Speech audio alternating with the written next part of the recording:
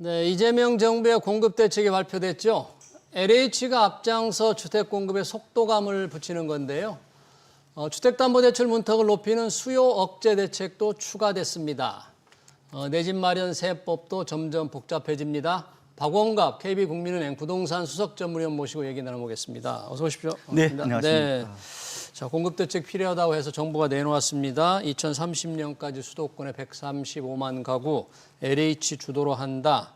대출도 조금 억제한다. 집값 안정 측면에서 우리 박원갑 위원님 한 몇 점 정도 주시겠습니까? 집값 안정시키는 대책으로. 글쎄요. 일단은 저는 가용 가능한 자원을 총동원한 것 같고 총동원했다. 이것저것 다 끌어모았다. 이것저것 연끌한 겁니까? 예, 정부가? 예. 연끌 공급 연끌 이렇게도 네. 말씀을 드릴 수 있을 것 같은데요. 일단은 말씀하신 것처럼 이제 LH가 총대를 메고 네. 주택 공급에 이제 드라이브를 건다. 그동안에 땅 장사를 해왔다면은 이제는 집 장사. 그러니까 LH가 2009년도에 이제 그 주택공사하고 토지공사를 이제 합쳤거든요. 출범 이제 16년 만에 사실상 이제 대변신을 이제 하게 되었다 이렇게 볼 수 있고. 네. 그리고 이제 아까 말씀하신 것처럼 한쪽에서는 이제 공급 대책, 네. 이건 좀 중장기죠. 그렇죠. 근데 또 하나는 이제 수요 억제, 이 수요제도 단기잖아요. 조금 들어갔잖아요. 예, 네. 그래서 양동 작전이라고 저는 표현을 하고 있고요. 근데 이번 대책에 좀 제가 느끼기에는 이게 집권 초기에 나왔잖아요. 그렇죠. 그래서 정책의 힘이 좀 실릴 수는 있다. 아. 그래서 조금 기대해 봐도 된다. 저는 이런 생각을 하는데 과거에 진보 정부의 특성을 보면은 처음에는 이제 수요 억제 하잖아요. 그래서 나중에 한 데서 떠밀려서 이제 공급 확대 대책을 하는 경우가 많았단 말이에요. 근데 막상 저 발표 놓고 시행하려니까 임기가 끝나는 거예요. 이런 경우가 많았는데 어쨌든 지금은 이제 5년이 남았잖아요. 그래서 좀 제 생각에는 전반적인 어떤 정책의 무게감이 좀 더 실린다. 이런 점은 좀 긍정적으로 봐도 되지 않을까 생각을 해보고 있습니다. 지금 그 공급 불안 심리가 조금 높으니까 이걸 해소하기 위한 건데 네. 공급 불안 심리를 참 줄여주는 측면에서 이런 내용은 좀 확실하게 공급 불안 심리를 진정시킬 수 있을 것 같다. 그런 건 어떤 게 있는 거고 일단 또 어떤 대책은 이거 현실성이 없어. 이거 안 될 거야. 뭐 이런 게 좀 있다면. 일단은 아까 말씀하신 것처럼 135만 가구가 이게 착공 기준이잖아요. 이번에 바꿨더라고요. 착공으로. 그런데 이게 이제 보통 인허가는 약간 공급에서 좀 거품이 있습니다. 실제로 시장 상황에 따라서 부침이 생기면은 또 공급을 안 해버리고 하는 문제가 있으니까 좀 공급의 체감도를 높이기 위해서 이번에는 착공이라고 하는데 이 착공하면요 3개월에서 한 6개월 정도 분양을 해버려요. 분양을. 그래서 3개월. 훨씬 좀 더 피부로 와닿을 수 있다는 생각이 들고 예. 이게 계획대로 진행이 되면요 이거 어마어마한 물량입니다 실제로. 135만 5. 예, 메가톤급 될 수 있는 이것도 수도권에서 한정하는 거거든요. 우리나라 주택 재고수가 지금 1987만 채입니다. 예. 이거의 한 6.8%. 거의 아파트 공급할 거 아니에요. 예. 아파트로 따지면 한 10.4% 정도 된다. 예. 그런데 이제 일단은 공급 부족 불안 심리가 크잖아요, 지금. 예. 여전히 그렇습니다. 근데 이거는 어느 정도 심리 진정은 어느 정도 될 거로 저는 봅니다. 일단 기대해 볼 거잖아요. 예. 근데 과연 이게 시장 안정까지 갈 거냐? 이거는 좀 다른 얘기죠. 그래서 공급 확대를 좀 피부적으로 느낄 수 있도록 이제 속도감 있는 추진력이 결국은 시장 안정에 좀 관건이 되지 않을까 생각이 들고요. 네. 그리고 이번에 어떻게 보면은 약간 저는 좀 솔직할 수 있다는 생각도 들어요. 지금 주택 공급이 분명히 부족한 거는 맞잖아요. 예. 그런데 이번에 그걸 명기를 아예 했습니다. 어떡해요? 수도권에는 연평균 9만 2천 가구 정도가 부족하고 부족하다. 서울은 2만 6천 가구가 부족하다. 우리는 현실을 알고 있다. 예. 그러니까 우리가 공급을 적극적으로 해보겠다라는 그런 뭐 취지 측면에서 보면은 뭐 어쨌든 좀 기대를 해볼 만한 것 같고요. 그리고 이번에 이제 약간 저는 이런 생각도 들었거든요. 그러니까 지금 패스트푸드형 주택이 이제 오피스텔하고 예. 뭐 도시형 생활주택 같은 거잖아요. 네. 이것도 자세히 뜯어보니까 있더라고요. 아, 그런 대책 들어가 있고요. 예, 신축 대책안에. 매입을 한다는 건데 지으라는 거예요. 그러면 정보 사주겠다는 것도 일부 들어가 있다. 이런 생각이 들었고. 공급을 속도를 낼 수 있겠다. 예. 정부가 사주니까. 그리고 이제 조금 아쉬운 거는 저는 오피스텔에 대해서 좀 인식을 달리할 필요가 있다는 생각이 들어요. 어떻게 돼야 되는지. 오피스텔 빨리 지으면 6개월 만에 짓거든요. 그런데 이제 이 오피스텔에 대한 생각이 이 젊은 세대하고 좀 기성 세대하고 약간 다릅니다. 생각이 오피스텔. 기성 세대는 이제 임대 뭐 사업용으로 보죠. 근데 MZ 세대들은 이거를 살림집으로 봅니다. 주거용으로. 예, 그리고 이거 약간 리틀 아파트. 왜냐하면 지금은 오피스텔에 지금 난방이 허용되고 또 발코니까지 이번에 또 확장이 되잖아요. 예, 그냥 아파트와 거의 차이가 없어요. 그래서 오피스텔을 뭐 일단은 지으면은 사준다는 것도 좋은데 이게 재고 시장에서 좀 거래가 좀 활성화된다. 이거는 오피스텔은 뭐 그래 투기 가능성은 낮잖아요. 그래서 취득세를 지금 4.6%인데요. 오피스텔. 이게 이걸 갖다가 아파트가 지금 1에서 한 3% 정도 되잖아요. 예. 그 정도로 낮춰서 아파트 수요가 이쪽으로 이동할 수 있도록 하는 것들도 어떻게 보면은 시장 안정에 좀 도움이 될 거다. 지금 모든 게 아파트 문제잖아요. 그렇죠. 오피스텔 수요를 좀 늘리기 위해서 취득세를 좀 낮추겠다. 젊은이들은 이걸 주거용으로 좀 원하니까 네, 그런 예. 제안을 해주셨네요. 지금 LH의 주도적인 공급 대책인데 아무래도 LH가 하게 되면 이제 실수요자들이 접근 가능한 이런 가액대의 아파트들이 나올 거잖아요. 그렇죠. 혹시 그 일을 하는데 현실적인 제약 걸림돌들은 뭐가 있을까요? LH가 시행사가 되는데. 주변에 이제 이런 전문가분들이나 주위 분한테 물어보면은 과연 LH가 그 정도 능력이 되느냐, 능력이 되느냐. 돈이 있느냐, 돈이 조직이 있느냐 이런 얘기를 많이 하는 것 같아요.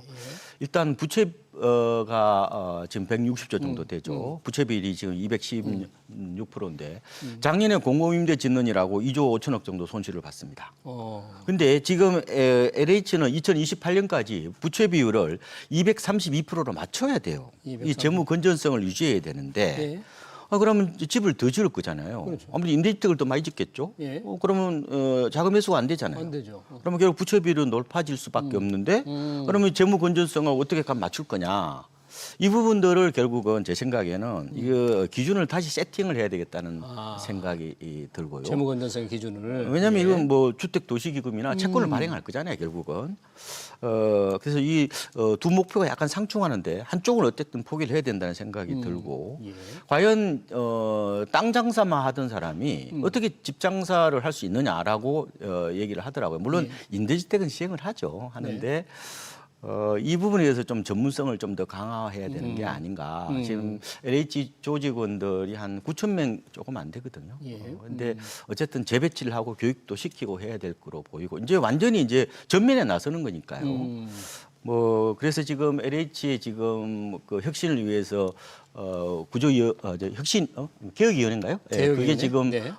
작동하고 있는데 거기서 아마 이렇게 임대주택 물량하고 뭐 분양 물량 이런 거라든지 부채 네. 비율 그다음에 뭐 조직 이런 거에 대해서 아마 로드맵이 나올 거예요. 아마 그걸 보고 좀 판단해야 될 것 같은데 일단은 어쨌든 굉장히 육중한 지금 책임을 지고 있다. 그러네요. 뭐 이런 말씀을 좀 드리고 싶습니다. 네, LH가 이제 아까 이제 임대주택 위주로 할 거라고 이제 말씀 잠깐 하셨는데 아무래도 그럴 것 같은데 지금 수요는 똘똘한 한 채다고 이제 하셔가지고 강남 3구라든지 뭐 용산구라든지 이런 데 집중돼 있는데 이런 수요를 조금 더 흡수할 수 있는 이런 게 있더라면 하는 좀 아쉬움은 있는데 어떻게 보세요? 이 부분에 대해서. 그건 아직 윤곽이 나오지는 않았어요. 그런데 말씀하신 것처럼 이게 이제 우리가 정책의 목표는 두 가지란 말이에요. 하나는 주거 안정이 있죠.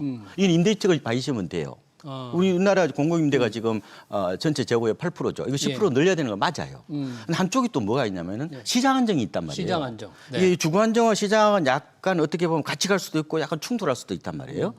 그래서 지금 청약 통장 하나만 바라보고 그 싸게 분양한다니까 지금 기다리고 있는 이 가입자들이 많잖아요. 이들의 꿈을 가면 저버리면 안 되죠. 그래서 혹시나 지금 LH가 이제 직접 이제 시행을 하게 되면은 임대주택만 늘리는 게 아닌가 하는 그런 우려들이 있단 말이에요. 그런 우려들을 좀 저는 불식시켜 봐야 된다 이런 생각이 들고 저는 한편으로 약간 좀 기대를 해보는 것 중에 하나는 이번 자료를 보니까요. 그 지금 노후 공공 임대주택이 가장 큰 데가 이번에 개발하는 것 중에서 수서입니다. 수서. 이게 거의 수서? 4천 가구 가까이 돼요. 3,889가구입니다. 예. 근데 이거를 이제 2027년부터 본격적으로 이제 개발을 한다는데 이게 자료를 보니까 임대만 하는 게 원래 임대주택이죠. 근데 이게 분양도 같이 넣겠다는 거예요. 혼합형으로 개발하겠다 이렇게 밝히고 있어서 어쨌든 저는 뭐 소셜 믹스든 어쨌든 간에 지금은 너무 주관중에만 초점을 맞추지 말고 시장 안정까지 같이 병행해서 어떻게 보면은 좀 앞으로 진행돼야 된다. 뭐 이런 생각들을 해보고 있습니다. 이 전에도 저 부동산 대책 공급 대책이 나오면 도심 내 유휴부지 개발이라는 게 굉장히 많이 얘기가 됐잖아요. 이번에도 이제 들어가 있습니다. 물론 장소는 다르잖아요. 뭐 도봉구에 있는 성균관대 야구장, 송파구에 있는 위례 업무용지. 근데 좀 봐왔던 좀 익숙한 단어란 말이죠. 도심 내 유휴부지. 이걸 통해서 공공청사 학교 용지 인근 부지도 활용해서 뭐 38,000 가구 공급한다는데 이런 계획은 어떨까요? 이건 뭐 걸림돌이나 문제는 없습니까? 이런 거? 이거는 좋죠. 기본적으로 이제 직주 근접형 수요를 충족시킬 수도 있고 이미 기반 시설이 다 어떻게 보면은 다 돼 있잖아요. 그리고 규모도 제법 커요. 아까 이제 수소 제가 한 4,000 가구 가까이 된다고 말씀드렸는데 가양도 있잖아요. 한 3,200가구 정도 되고.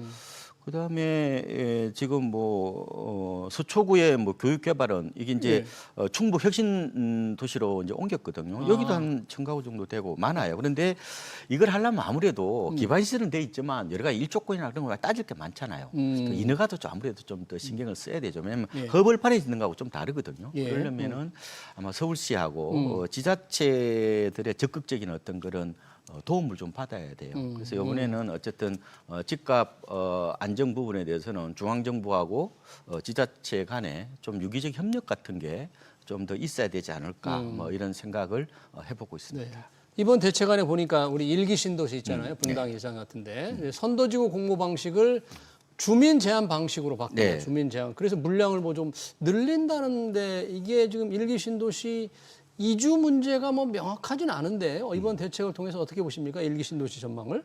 지금 이번 이제 이제 약간 발표를 보면요.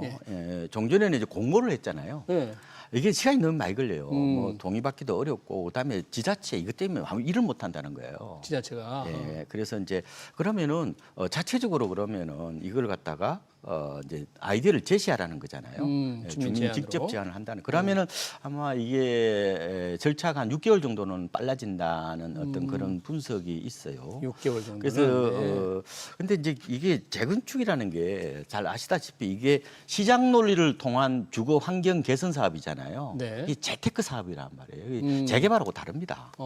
결국은 수익성이 돼야 될 거잖아요. 그렇죠. 그러면 속도가 빨라지면은 수익성도 더 커지죠. 커지죠. 그 문제는 그러면 재건축 초과이익 환수제 이 부분이란 말이죠. 재건축 초과이익 환수제. 이번에 그런 뭐 명확한 얘기가 없더라고요. 재건축 초과이익 환수제를 어떻게 할 건지. 그 부분이 아마 뭐 민주당에서 좀 이렇게 좀 더 논의를 해야 되는 문제인 것 같고. 분위기는 재건축 초과이익 환수제를 윤석열 정부와 달리 유지한다는 거잖아요. 지금 민주당 기본적인 일단은 생각은. 이제 시행을 해보고 나서 이제 어떻게 할 건지 그때 가서 판단해보자 이런 좀 생각인데 그래서 이번에 대선 이제 공약집에도 보면은 재건축 재개발에 대해서는 공공성 강화의 원칙에서 뭐 용적률이나 건폐율을 완화한다 이렇게 적혀 있습니다. 재초안에 대한 얘기는 없는데 아까 말씀드린 것처럼 결국은 수익성에 좀 초점을 맞추는 재정비 사업이라면은 그러면은 조합원들이 기대대로 이걸 그러면은 완화를 해달라는 거 아니에요? 아예 그러면 2017년 말에